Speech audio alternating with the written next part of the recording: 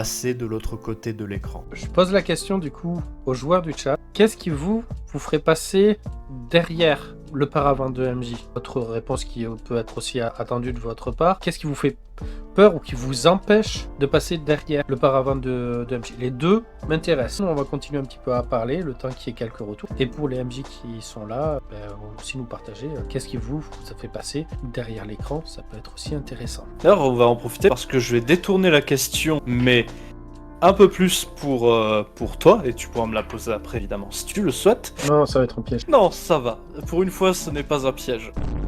C'est Ok, quoi vas-y. qui, toi, t'a donné envie de débuter en tant que MJ? J'ai commencé en tant que MJ. En fait, j'ai juste farfouillé. Je cherchais des trucs, je sais plus du tout ce que c'était. Dans le grand garage de ma famille, je suis tombé sur un carton de mon père. Et en farfouillant dans les affaires, je suis tombé sur une boîte de Donjons et Dragons, première édition, la fameuse boîte rouge, dans laquelle il y avait un set de dés, des figurines et plein de papiers. Donc, j'ai déballé tout ça, regardé, commencé à lire Galnote, je comprenais rien, puis j'en ai discuté un peu avec mon père de ce que c'était. Il m'a un peu raconté ses aventures de rôliste quand il était jeune. Ils ont acheté avec ses amis cette boîte à la sortie du jeu en France. Littéralement, c'est difficile de faire plus vieux rôliste en France que ça. Le rôliste, ouais, c'est compliqué. Après ça, je me suis dit, allez, vas-y, j'ai bien envie. Je fais quelques recherches sur internet et je suis tombé sur un système de règles qui s'appelait Alamander. J'ai bien aimé. Il était pas trop compliqué, il y avait pas trop de pages. Et je me suis dit, allez, vas-y. J'ai proposé à des gens et je me suis lancé. J'avais 6-7 joueurs, non 6 joueurs, je crois, pour une petite soirée qu'on a pensé à Sable et qui était très sympa. Avec des petites erreurs. Genre, je sais qu'il y a un personnage, il est mort 2 fois dans un combat, quoi.